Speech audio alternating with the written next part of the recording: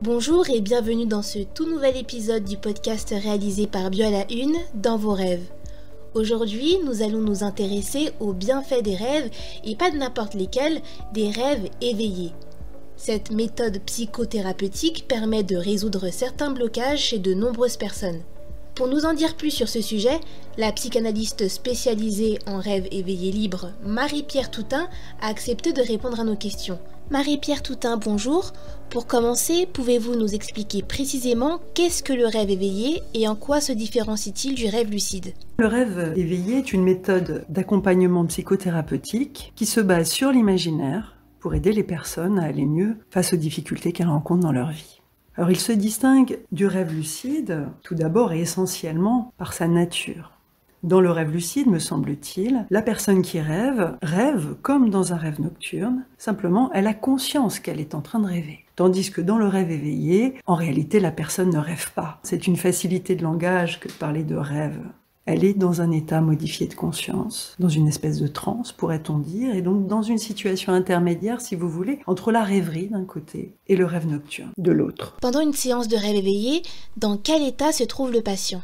Pendant une séance de rêve éveillé, le patient est dans un état modifié de conscience. Autrement dit, dans un état qui se situe entre la rêverie d'un côté et le rêve nocturne de l'autre. D'un point de vue corporel, il est en général dans un état de grande détente, de relaxation. Et pendant toute la séance, le corps ne disparaît pas du tout. Au contraire, le corps est un acteur, au même titre que l'imaginaire, du rêve éveillé. Alors il apparaît présent sous la forme des ressentis qui peuvent se traduire par des sensations. J'ai chaud, j'ai froid, j'ai des fourmillements dans les jambes, les mains, que sais-je. Mais aussi par des émotions. La peur, l'angoisse, la tristesse, la joie, la béatitude, une forme d'amour infini. Toutes ces choses-là sont des choses qui peuvent se rencontrer dans les rêves.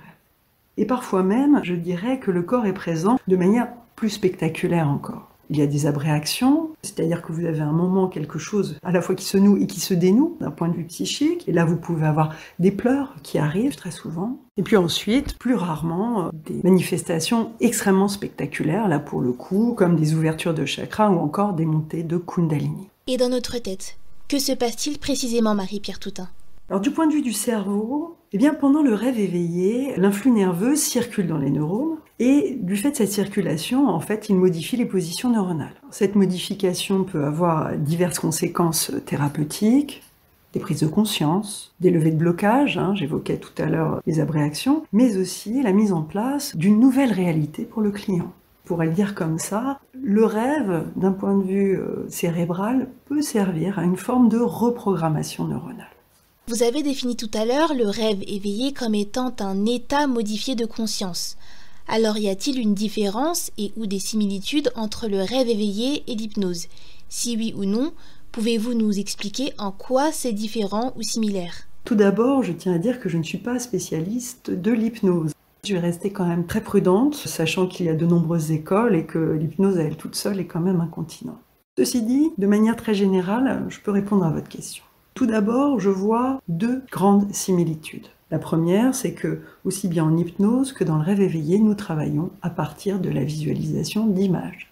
C'est donc l'imaginaire qui est mis au travail dans les deux techniques. Première chose. Deuxième chose, ces visualisations se font dans un état particulier, et que ce soit aussi bien en hypnose que chez nous, c'est un état de relaxation, un état de conscience modifié ou de transe, on appellera ça comme on voudra, mais effectivement, c'est pas l'état de veille classique. Voilà pour les deux points communs que je peux mettre en évidence pour commencer. Et au-delà de ça, il y a des différences, bien sûr. Tout d'abord, la posture du thérapeute. Dans l'hypnose, le thérapeute est agissant, il intervient, il fait des propositions, tandis que dans le rêve éveillé libre, et j'insiste, le rêve éveillé libre, et non pas le rêve éveillé dirigé, le thérapeute a pour principe de ne pas intervenir pendant le rêve. Donc, non-intervention d'un côté, vous voyez, du côté du rêve éveillé libre, et de l'autre côté, en revanche, intervention et proposition de la part de l'hypnothérapeute. Et la seconde différence que je peux voir, c'est celle qui concerne les symboles. Il ne me semble pas qu'en hypnose, les images soient interprétées ensuite de manière symbolique. En revanche, en rêve éveillé libre, les images qui apparaissent au cours du rêve sont ensuite travaillées, interrogées et interprétées, surtout par le patient et le thérapeute, dans un troisième temps de la séance.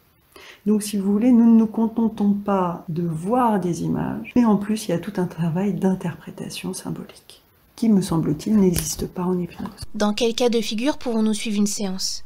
Quels en sont les bienfaits et qu'est-ce que cela nous apporte concrètement ? J'ai envie de vous dire, une séance, c'est sympa, mais ça sert pas à grand-chose. Je vais plutôt répondre à la question, dans quel cas de figure commencer un travail en rêve éveillé libre ? Ça me semble plus pertinent. Alors, tout d'abord, ça peut servir à soulager, à accompagner, en tout cas, voire même à libérer des personnes qui sont dans une situation de souffrance psychologique. Donc la souffrance psychologique, elle a de nombreuses formes et un certain nombre d'origines. Ça peut être le stress, l'angoisse, la dépression, le fameux burn-out. Ça peut être lié aussi à des événements traumatiques, donc des troubles psychiques immédiats, un accident, un viol, que sais-je. Des troubles du comportement, ça aussi, c'est assez bien connu, les fameux TOC, les addictions, les phobies.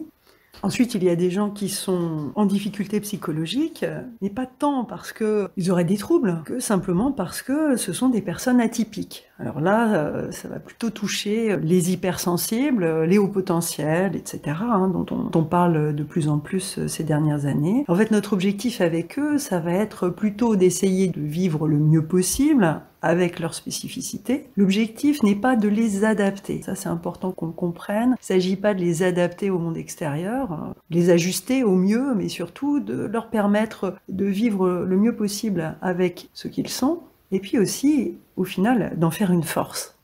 Troisième groupe de personnes à qui on peut rendre service, ce sont les personnes qui arrivent à un moment de leur vie où il y a de grands enjeux. Par exemple, la question de la parentalité. Devenir parent, y parvenir ou pas, d'ailleurs avec toutes les difficultés, on le sait, qu'il y a aujourd'hui, autour de ces questions de fertilité, ce sont des questions très spécifiques et le rêve éveillé libre peut être une voie assez intéressante pour travailler cette question-là. Quant au deuxième moment particulier de la vie sur lequel nous pouvons faire un travail intéressant avec le rêve éveillé libre, eh bien c'est celui du deuil et de la fin de vie. Alors le deuil et la fin de vie des autres, où il s'agit évidemment d'accompagner les personnes après une disparition, mais aussi la fin de vie qui nous concerne. Et à ce titre, le rêve éveillé libre peut être une occasion d'aborder ce moment inéluctable avec peut-être plus de calme et moins d'angoisse. Enfin, je dirais que le rêve éveillé libre peut aider les individus à se déployer. Autrement dit, à découvrir et à valoriser leur potentiel et à se déployer pleinement en tant qu'être, en tant que personne. Et vraiment pour finir, il y a aussi la possibilité pour un certain nombre de personnes de s'éveiller à la question de la transcendance et de pouvoir s'ouvrir à la spiritualité. Donc en conséquence, vous le voyez bien, les bienfaits du rêve éveillé libre sont potentiellement immenses. Il s'agit non seulement de devenir soi-même, mais aussi à s'ouvrir à plus grand que soi. Deux types de rêves éveillés semblent exister. Le rêve éveillé dirigé et le rêve éveillé libre. Pouvez-vous nous expliquer à quoi servent spécifiquement chacune de ces pratiques et est-ce que ces séances se déroulent différemment ? Comme pour l'hypnose, je ne suis pas spécialiste du rêve éveillé dirigé. Je ne l'ai pas pratiqué du tout. En revanche, j'en ai entendu parler au cours de ma formation en rêve éveillé libre, dans la mesure où Georges Romet, qui a inventé la méthode du rêve éveillé libre dans les années 80, est issu directement du rêve éveillé dirigé, mis au point par Robert Desouailles à partir de 1923. Alors pour répondre à votre question, je vous dirais que ces deux pratiques ont la même ambition. En synthèse, remettre du mouvement dans la psyché et dans la vie des personnes qui viennent nous voir. Donc autrement dit, là on est face à deux méthodes qui sont différentes, mais qui ont une visée qui est sensiblement la même, en tout cas de ce que j'en sais. Maintenant, pour le déroulement des séances, je verrai 3 points communs. Tout d'abord, l'état de relaxation du patient, qui se trouve entre veille et sommeil, on l'a déjà évoqué. Ensuite, l'élaboration d'un scénario imaginaire par le sujet et un scénario dont il est l'acteur principal. Et enfin, 3e point, le traitement des images comme un matériel symbolique qu'il s'agit d'interpréter. Mais il y a aussi des différences. Comme je ne suis pas spécialiste du rêve éveillé dirigé, je vais me contenter d'en évoquer 2 qui, me semble-t-il, sont importantes pour répondre à votre question. Alors, dans le rêve éveillé libre, la séance se déroule en 3 phases. Vous avez une première phase qui est la phase d'accueil, où la personne dépose ce qu'elle a à nous dire, ses préoccupations, le thème dont elle veut parler lors de la séance, par exemple. Ensuite, il y a le rêve éveillé libre, à proprement parler, qui peut durer 10 minutes, une demi-heure, 3/4 d'heure, même parfois. Et enfin, donc juste après, à chaud, vous avez le temps d'interprétation. Donc tout se fait lors de la même séance. En revanche, il me semble que dans le rêve éveillé dirigé, l'interprétation donc est renvoyée à la séance suivante. Et il est même demandé au sujet donc de faire une sorte de compte-rendu du rêve éveillé dirigé qui sera ensuite retravaillé a posteriori avec le thérapeute. Et de ce que j'ai pu lire, il me semble que les comptes rendus donc, peuvent être soit sous forme de texte, mais aussi sous forme de production artistique, des dessins, des peintures, des sculptures, voire même des installations. Reste que la grande différence entre les deux méthodes me semble être la posture du thérapeute. Pendant le rêve éveillé libre, le thérapeute reste dans ce que Freud appelait la neutralité bienveillante, si vous voulez. Bon, il n'intervient pas du tout, il ne fait que noter ce que dit le patient. En revanche, dans le rêve éveillé dirigé, il a une présence active, le thérapeute. Il met sa propre activité mentale au service du sujet. Il intervient dans le rêve en faisant des propositions ponctuelles que le patient peut accepter ou non, d'ailleurs. Donc là, vous voyez, on est vraiment dans deux postures différentes. D'un côté, la non-directivité, de l'autre, la directivité et l'intervention. Vous êtes, je le rappelle, psychanalyste en rêve éveillé libre.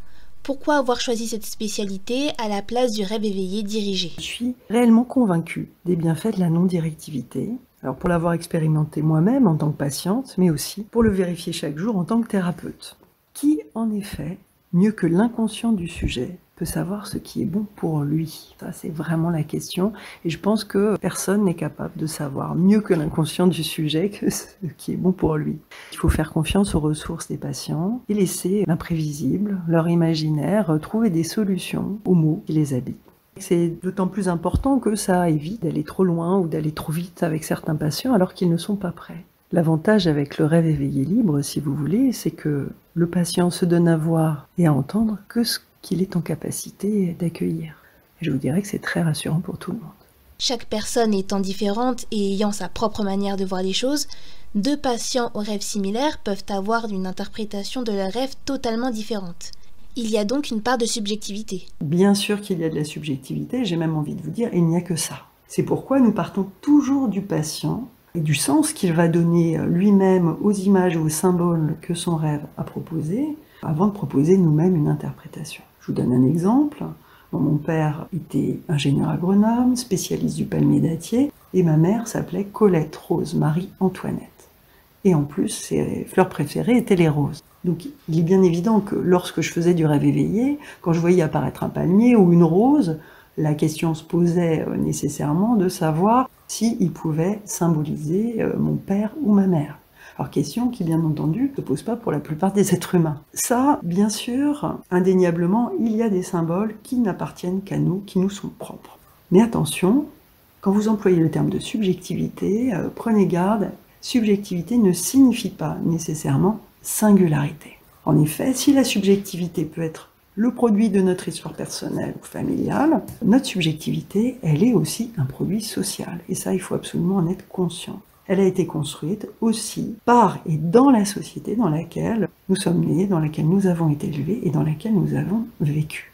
Alors je vous donne un exemple. Si dans un rêve éveillé, vous voyez apparaître un ou deux personnages qui mangent une pomme, quand on a été élevé en Occident, dans des sociétés qui sont marquées par le judéo-christianisme, même si on n'est pas croyant, je dis, il est bien difficile de ne pas penser à Adam et Ève et au péché originel. Donc nécessairement là vous avez une clé de lecture qui est liée tout simplement à la culture commune. Et dans les rêves éveillés, très souvent vous avez des références alors aux contes pour enfants, à la littérature, au cinéma, bref, aussi bien d'ailleurs je dirais à la culture classique que à la culture populaire. Et maintenant j'irai même encore plus loin. Notre subjectivité, elle est aussi le résultat du fait que nous sommes des êtres humains. Autrement dit, nous portons en nous toute l'histoire de l'humanité. Alors là, je vais faire référence à Jung et à ce que lui appelait l'inconscient collectif. Jung reconnaît qu'il y a deux inconscients, un inconscient personnel et puis d'autre part ce qu'il va appeler un inconscient collectif. Alors ce qu'on pourrait appeler un inconscient universel que chaque être humain partage en tant qu'il est un être humain. Donc pour en revenir à votre question, quand il s'agit d'interpréter un rêve, il y a évidemment des symboles dont le sens nous est propre, qui n'appartiennent qu'à nous. Il y en a aussi un certain nombre, et ils sont nombreux, dont le sens dépend de la culture dans laquelle nous avons été élevés, et aussi dépend de notre appartenance à l'espèce humaine, tout simplement.